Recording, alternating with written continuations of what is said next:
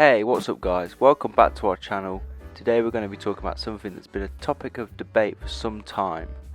Street art versus graffiti. What's the difference? Let's find out. First of all, let's define what street art and graffiti are. Street art is a form of art that is created in public spaces, often with the intention of making a statement or expressing an idea.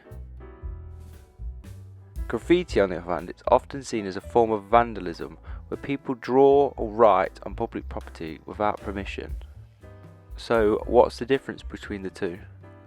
Street art is often more elaborate than graffiti. It can be created using a variety of materials such as paint, stickers, and even yarn.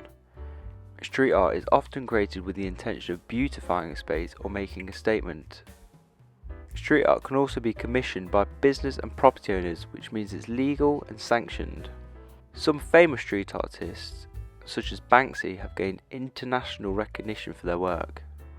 Graffiti, on the other hand, is often seen as a form of vandalism because it's created without permission. Graffiti can be simple or elaborate, but it is often created using spray paint or markers. Graffiti can also be seen as a form of rebellion against authority. Some graffiti artists, such as Keith Haring, have gained recognition for their work, but they often had to face legal consequences for their actions. Street art has become increasingly popular in recent years, with many cities embracing the way it beautifies their neighbourhoods and attracts tourists. Some street artists can now sell their works for thousands of dollars at auction.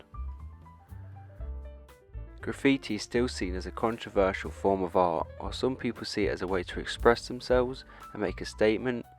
Others see it as a nuisance and a blight on their communities. So, which do you think is better?